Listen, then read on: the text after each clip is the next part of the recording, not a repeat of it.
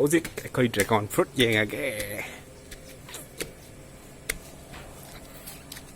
1 2 self fertile ore duga variety ju angang ba oiram me kharni ai yengudre yum su leitabage sumain tawlan ahum di pan bane da makha se ai amaga pan bane daina pollinate tawbu plan tawdre nong ju nam su sanle dugan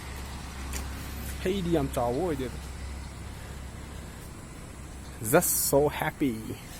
yan han moi pan wi sum harawi ko angang mu su eram me to manung ngang mu dra ngang mai khati ong ngak tang pan bane madi ken tu ko no ai ma khong do kem ji tawdre khong ka pachen gi do kem tawdre adum pal next let's go for pumpkin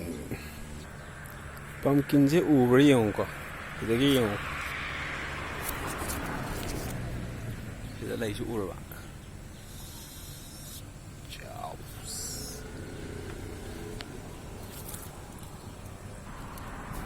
hek phom gì na tay tang đi chặt đây sumain tàu đó na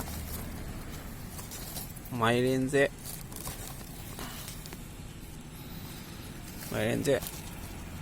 anh ấy không đi paเลยđó anh ấy không đi pa này đúng cả anh ấy đi harvest tàu rồi bác xí xem cái nào múc mà cái tàu gì đúng cả harvest đi tàu rồi tay thì nó khôi nó chụp bao nhiêu cái đầu rồi ông ta tàu rồi khôi cái làng rất là tháo đâu đúng cả xí xíu for the first time bloom tàu rồi này cơ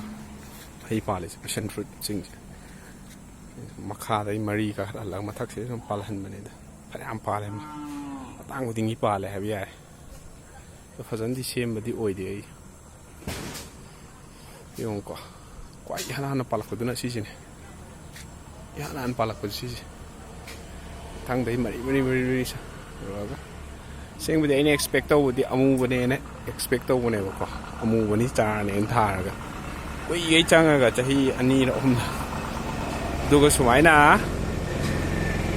amu bana ta bi variety jang ko la my flower am tang ut ke ko flowers ye dum phajam dum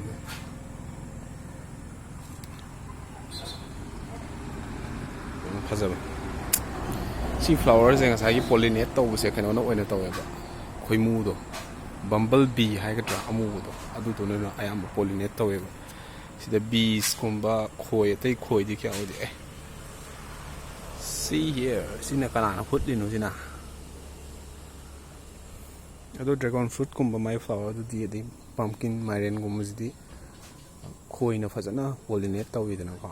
ado sigi passion fruit chi gi on di khoi mu do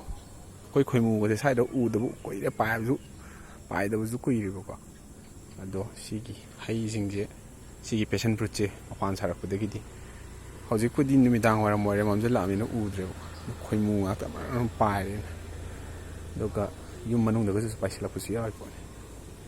magi pollinator se khoi mu no ibja ne da adana sim smai yu from yeng ma sim no ngai ne kan pambi mani asigi makhong sin makha da thagalak pane ba ko da di sabot pambi thagal ye kan hojik ulake dum sebot chi leida e makhong mara ni ko se pikra mara se maru anium hunjale se dei makhong sida ko pillar gi makhong sida aduga hawhalle de gi langom taw sum kha khat an mane da pandi pan ri ko sum utpagi wana ina ko to smai sum kha khala ma thak sum thagat ki gi sale salak pandri pal kan mu ulake to phana wang ni karab ni smai taw kan pal han ge to ni mathak ta